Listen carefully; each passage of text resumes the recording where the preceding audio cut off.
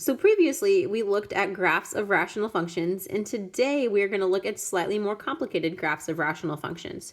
In fact, by the end of the day, you should be able to graph any rational function.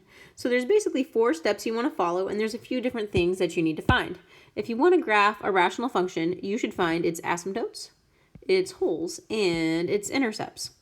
So step 1 here has actually already been done for us. We factor the numerator and the denominator.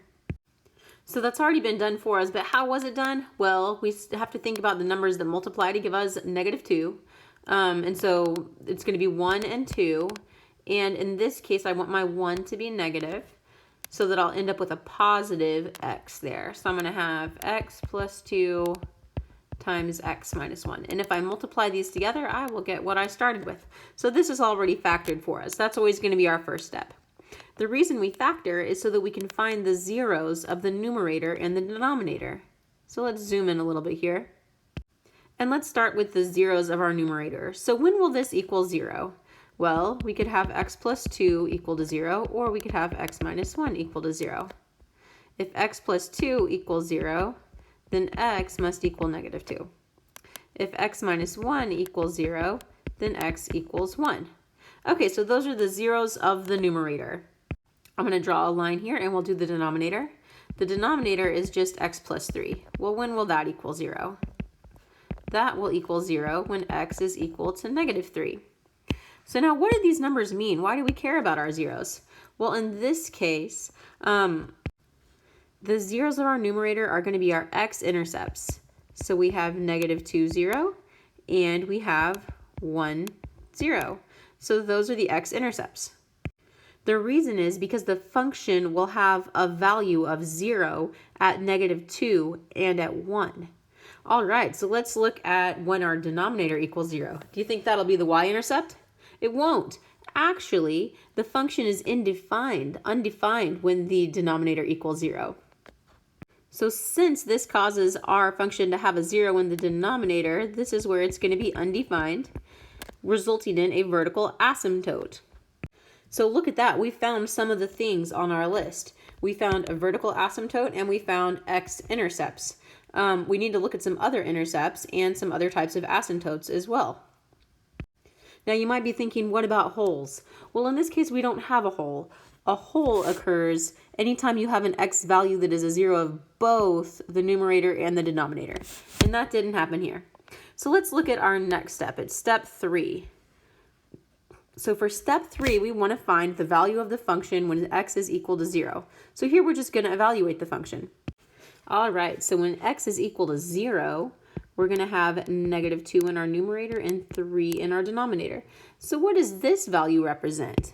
Well, this is our y-intercept, because our y-intercept occurs when x is equal to 0. All right, so we have all of the intercepts for our graph now. We're on a roll. Let's talk now about our horizontal asymptotes and slant asymptotes. So let's use p of x to represent the numerator of our function and q of x to represent the denominator.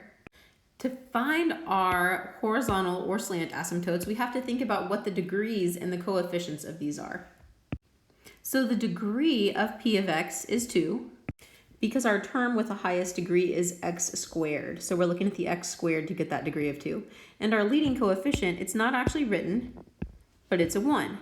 So when your notes talk about a being the leading coefficient here, that's what they're talking about. They're saying a is 1. And we might need that if we're doing a horizontal asymptote. I don't know. We'll find out in a little bit. Now let's talk about the denominator. So the denominator is x plus 3. And this has a degree of 1 because that x actually has an exponent of 1. It's just not written. And again, our leading coefficient would be a 1. It's just not written. So b is 1. We may need that. We'll see. Not sure yet. Okay, so let's compare our degrees. In this case, the degree of p of x is greater than the degree of q of x because 2 is greater than 1. So we're going to use this case down here. That means we do not have a horizontal asymptote. Instead, we have a slant or oblique asymptote. So let me show you how to find those. To find your slant asymptote, what you want to do is divide your numerator by your denominator. So I'm just going to do some long division here. X goes into x squared, x times. x times x is x squared, and x times 3 is 3x. All right, so let's subtract all that. And now I'm left with negative 2x minus 2 down here. All right, x goes into negative 2x, negative 2 times. Negative 2 times x is negative 2x, and negative 2 times 3 is negative 6. Now let's subtract all of that. And negative 2 minus negative 6 is going to be positive 4. So I can rewrite f of x like this. I could write it as x minus 2 plus 4 over x plus 3. So why would I do that? Why do I care?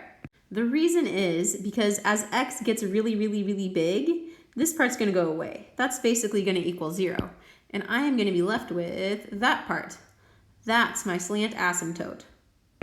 So I know that I have a slant asymptote at y equals x minus 2. All right, we have everything that we need for our graph. So let's make this graph. So first of all, let's plot those asymptotes. I'm going to draw x equals negative 3. That's my vertical asymptote. Now I need to draw y equals x minus 2. Great, so there's the asymptotes. Now let's put the intercepts in there. So I have negative 2, 0. I have 1, 0. And I have 0, negative 2/3. Good, so I have my intercepts on there. Now I'm just going to plot some points that I've put down in this table down here. I used a calculator to generate these points. You could do it by hand. I just listed some points that I knew would give us a good picture of what the graph looked like. All right, so there's my points. Now what would happen if I were to connect them? There we go. I ought to get something kind of like that. And you'll notice on the next page, I've given you a picture of the graph that I generated from Desmos, so you can compare it to your own work and see, how did you do? How accurate were we? Were the intercepts and the asymptotes helpful in this process?